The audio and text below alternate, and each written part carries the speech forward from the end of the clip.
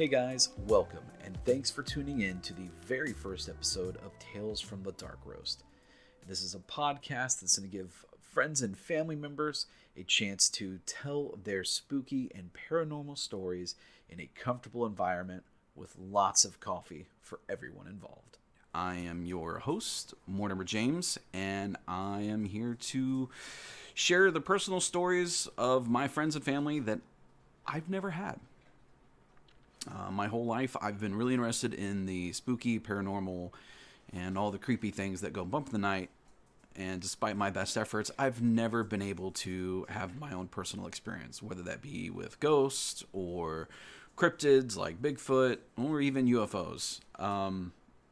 I really want to have one of those experiences, but since I can't, I live vicariously through my friends and family.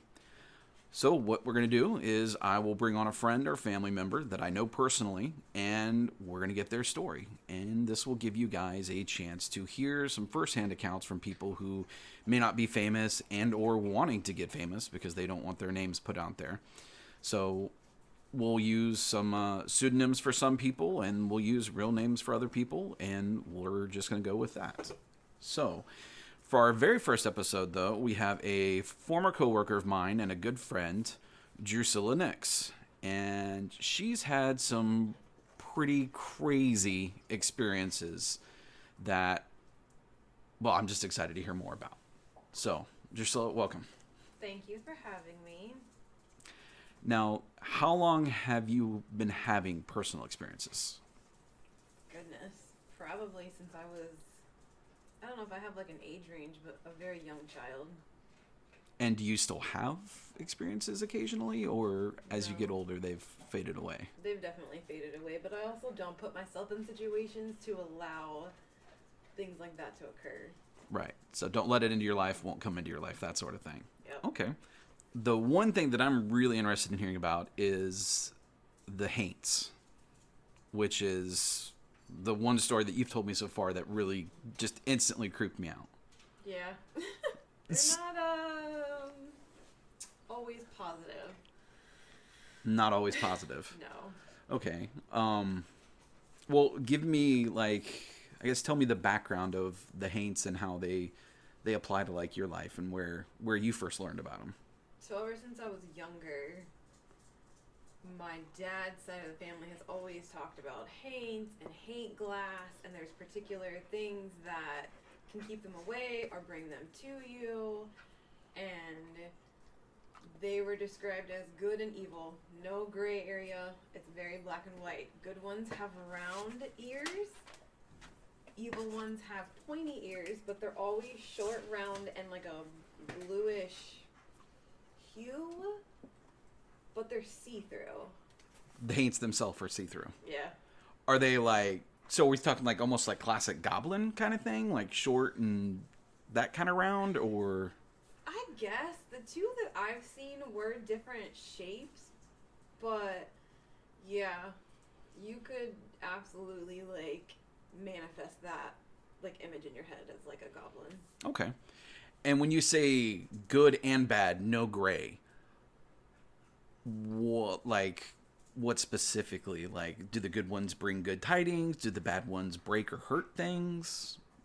So that is kind of like hazy in my memory because I've only ever seen evil ones. I have not seen good ones. That's no good. So the good ones don't create bad feelings or like atmospheres, where like the evil ones are typically like seen in a negative environment or after a tragedy, or can bring like forthcoming like bad omens, you know, like that type of. Okay, so like maybe after the scene of a murder, someone might see one, or maybe in like a traffic crash, or just bad vibes. Bad vibes, yeah, okay. Or like negative home environments, domestic situations, fights, that sort of stuff. Okay, you're good. I'm like, I was freezing and now I'm hot. Well, take a sip of the delicious coffee. So that's another thing that's really important about this podcast is the coffee. I I'm a consummate coffee drinker, and I have to have it in front of me always. So we stopped by a little gelato shop before the show, and she got a nitro cold brew coffee. I went very basic and got a caramel pumpkin spice latte frappe or something. I don't know. It tasted like candy, and it was delicious. Which totally explains the difference between us. I like hardcore coffee. You like girly coffee. No, I actually I'm drinking black coffee, just plain black coffee right now. But occasionally I like to have my dessert early in the morning, and that's where I get those. But anyway, so we're both drinking coffee. She's warmed up now that she was very cold. And tell me about your first experience with the first one. If you don't mind, you can neglect details as needed, but so ironically, both times I've seen them, I was looking at some sort of like family Bible and or like family pictures. So like the first time, I don't even know how old I was, but maybe middle school age.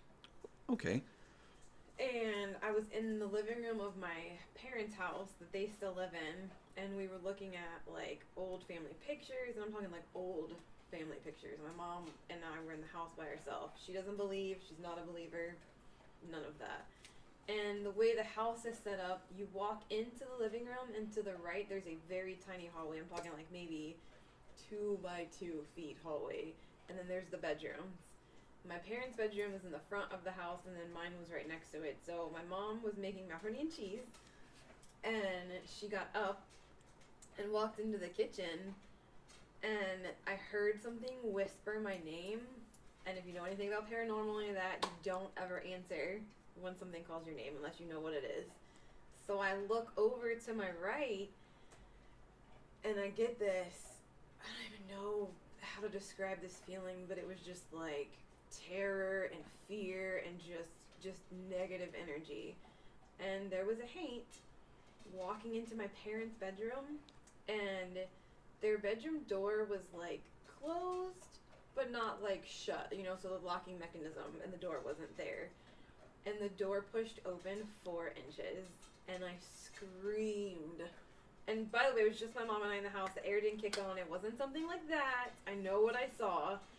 And my mom comes running from the kitchen, which was maybe like, I don't know, 10 feet away from where I was on the other side of the wall, and starts like, what's wrong? And I was like, I saw a Haint. It's in the house. It's in your bedroom. Like, this is terrible. I'm scared. Like, and she was just like, no, that didn't happen. And I was like visibly paler than my normal like paleness, right? And yeah, that was the first time. And being in middle school, like, you're old enough to know the difference between the imaginary and, your eyes playing tricks on you from light and things like that. Yeah, no, it was very solid, see-through, but a very solid, short, round. It had like a menacing face. Like, if I could draw, I would love to draw it, but I can't. So it was short, maybe like 2 feet, 3 feet tall. Its face was grimaced, and it had very pointy ears, and it made direct eye contact with me. Looked at me, but it almost felt like it was looking through me, and then walked into my parents' bedroom. Yep, nope, hard no. No, no. First off, it sounds like you're describing me, short and round. Other than the grimace on my face and being see-through with spiky ears. And to this day, your mom still doesn't believe you? No. Because she is weird about talking about anything like that. Like, growing up very conservative Christian, she doesn't relate to things like that, I guess you could say. But like my dad's side of the family, that is all they talked about. In fact, that's where all of my ghost stories growing up like came from, was that side of the family. And my grandfather, who is German descent, like, he told me stories, and then him and my dad would have things happen to them, and yeah, I think it came from that side of the family. Wow. Now, do you have any thoughts on what it was trying to do by getting you to follow it into your parents' room? Well, I think that my dad has a demon in him, or has some type of evil in him just from, growing up in the home that I did. But I think it was attracted to him because another thing of, like, the lore is, let's say, like, a door, inside door, outside door, it doesn't matter. If something pushes it open and you invite it in,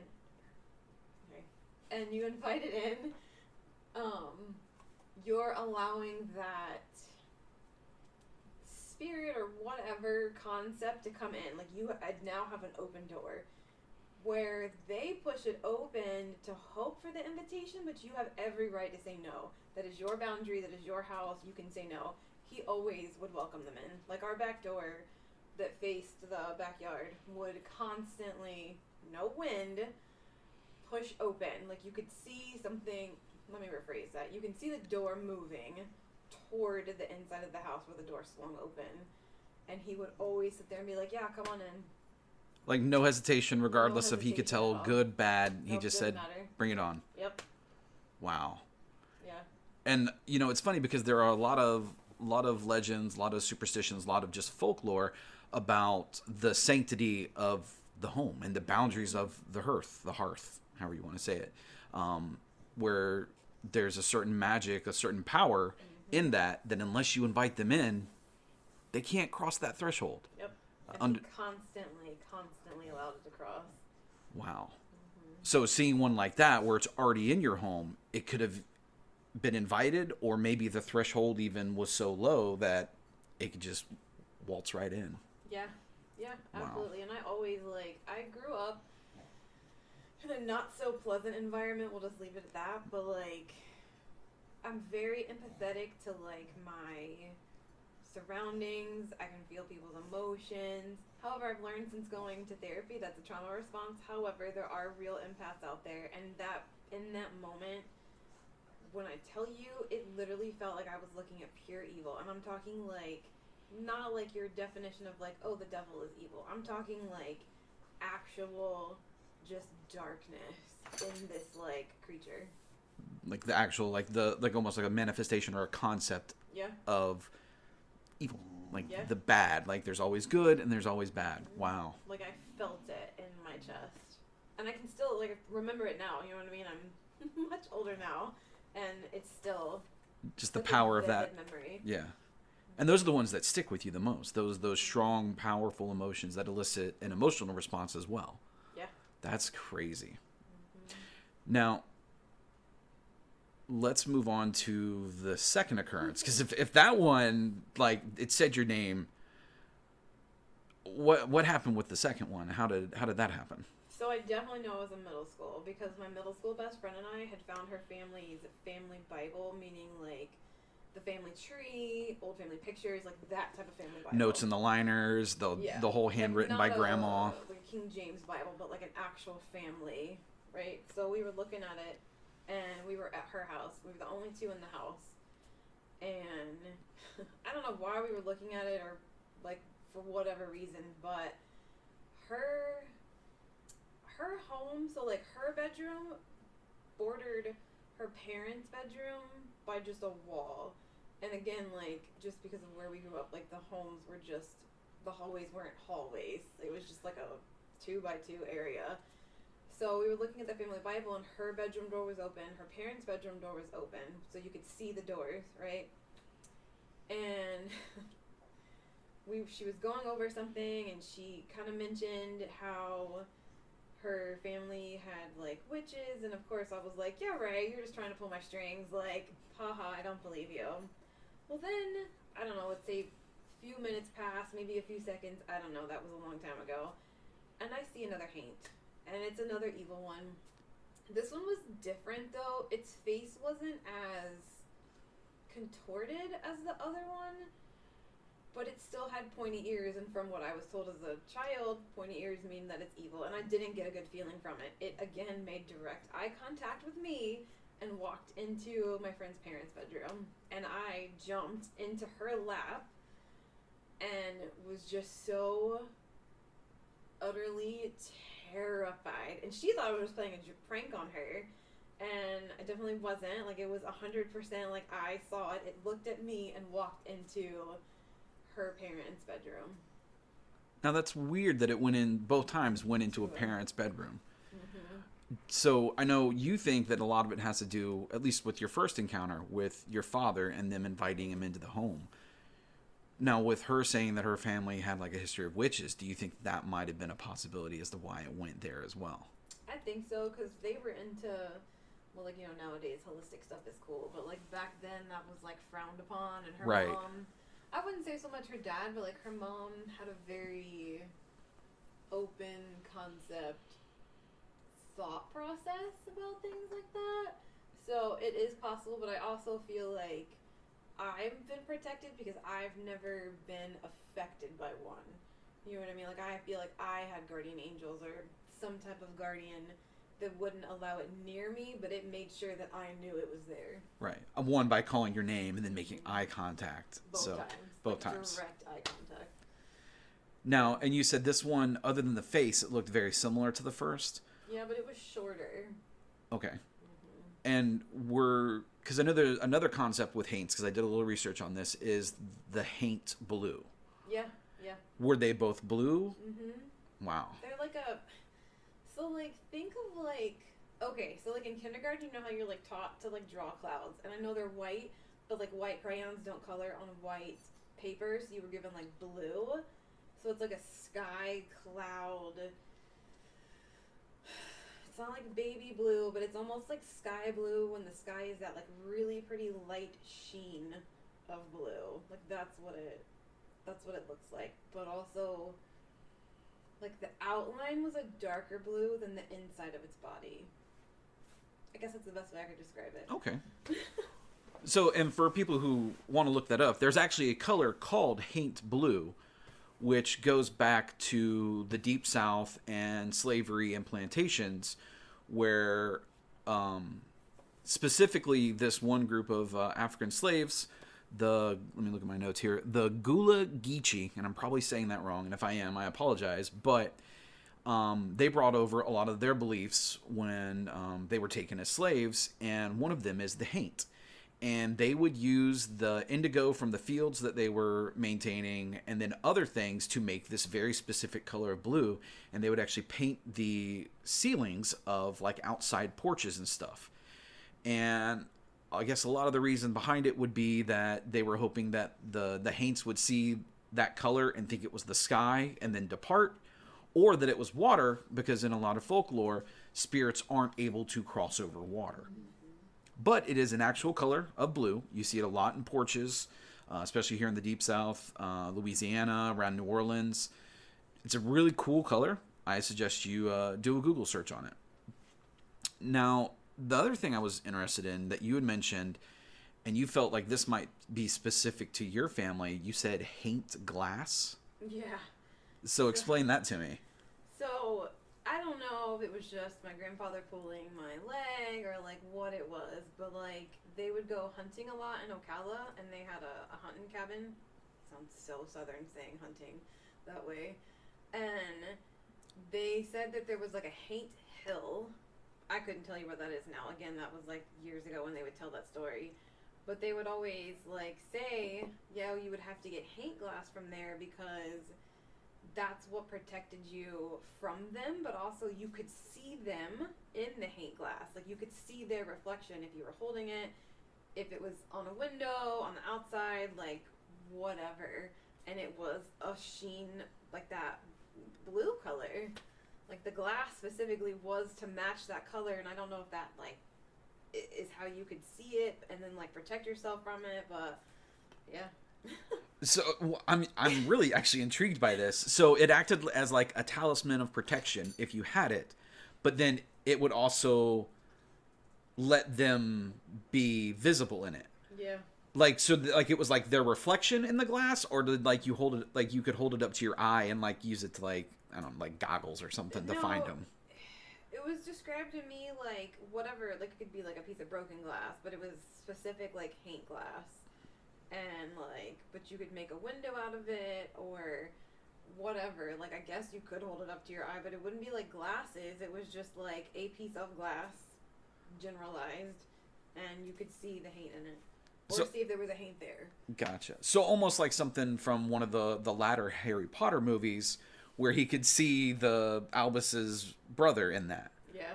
Okay, so less a way to look through and see them, but more is just a connection between this place and another place where they might be.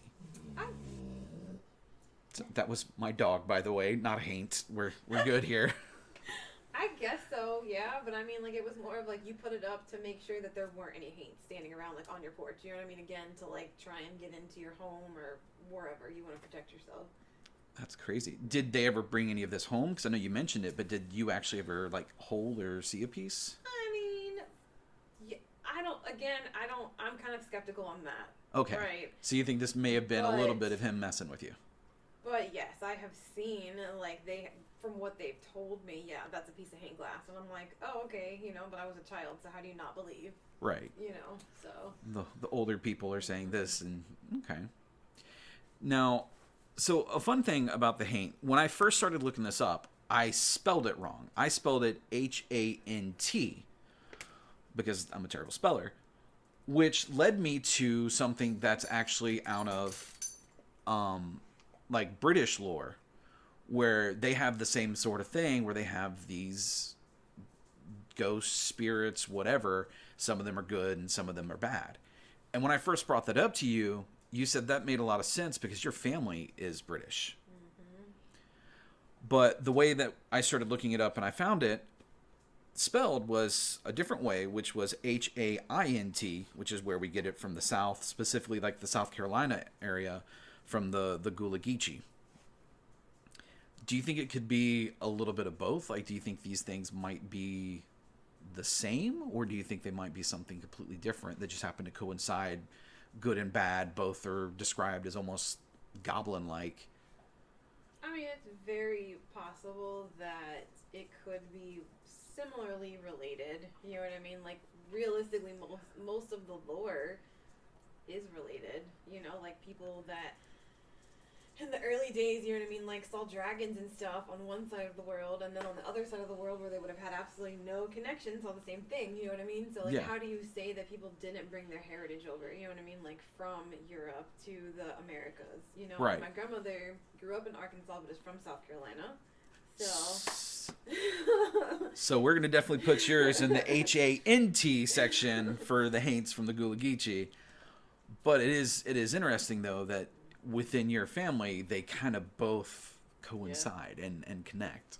Yeah, because my mom's heritage is England, where my father's is German, so...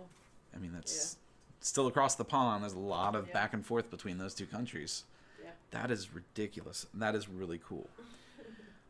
Now, I am interested also, like you said that they can be good and bad. Like, do you have any stories from like that your family would tell you of interactions they had? Like, I know you said your dad would just always invite him into the house. Did he or your grandfather or other family members from that side tell you like, hey, I had a Haint one time and this bad thing happened, or this good thing happened? So there are like a few good things, but I don't know if it would be like Haint related. But my dad used to do, he like sheet metal for his, wow, I can't think of the word right now. Like his profession. Okay. And he was doing sheet metal inside of a tower one time with one of those like giant industrial fans that would do like the whole buildings, like big enough for you to stand up in fans, right? Yeah. And there wasn't supposed to be any electricity on. And he heard something call his name, and he turned to look at it. At the same time, it made him like step back, and the fan turned on. Had he still been inside the fan, he would have been chopped to pieces. Oh, wow. Yeah. So can't confirm it was a Haint. Right. Can't confirm whether it was a good Haint or a bad Haint. Yeah. But it definitely, that's odd that it would call a name. Yeah. Wow. That's crazy. I do have like goosebumps. I'm not going to lie. Like, that's crazy. And it's difficult for me because I grew up reading about all this stuff and hearing all this stuff and watching all the... Sorry, I'm having trouble. Yeah, I'm having trouble too. But growing up watching all these TV shows and movies, but I've never actually had an experience of my own. So I'm just curious, like, do you think, I know you said that you were old enough that you know, it wasn't an imaginary friend or it wasn't anything like that. And without getting into it too much, I know you said that you did have kind of a rough childhood growing up. Things were not the best domestically, I guess. Could it be something like a coping mechanism? I think there's something called a screen memory, where the human mind has to know something, like it won't let it rest. And it'll often, they think this a lot with like abduction cases and other things, where people will have something happen, but they'll use this screen memory as a way to cover up what really happened, but still give their mind a way to, like, you know, suggest, hey, here's a plausible idea for what may or may not have happened. Do you think, like, it sounds like none of these were occurring, though, when there was, like, bad situations going on, so it doesn't make sense that you would have a screen memory when mom's cooking dinner and you're just hanging out in the house. Yeah, or exactly. You're hanging with a friend. So that doesn't seem like a way to explain that at all. No, I don't think you can explain those away. No, I gotta try, though. I at least offer a suggestion, because, like I said, I've never had these experiences, you know. But they weren't pleasant. No, and that's, No, and so. definitely don't want an unpleasant experience myself, to be sure, but, you know, that's just crazy to me that these kind of things happen, and they've happened to so many people. And I just have never had these experiences, but everyone I talk to has, almost everyone I talk to has an experience, and a lot of them don't want to talk about them. They're not pleasant. So Yeah. it is nice that you were willing to come and talk with us about this. Of course. So now Drusilla actually has a lot more to talk about, but we're getting close to time. So what I'm going to do is I'm going to call this episode for now. But she is going to be back on. She's actually going to be a 2-part guest, because we've got so much to talk about. And I'm sure we'll have some more from Drusilla even after that second episode. And I want to give a very big thank you to everyone who tuned in and listened to the first episode of Tales from the Dark Roast. Guys, we've got a lot of content that we want to share with you guys, and a lot of personal experiences, and we cannot wait to bring you those episodes. So please stick with us, keep your coffee mugs full and your stories dark, because I want to hear them.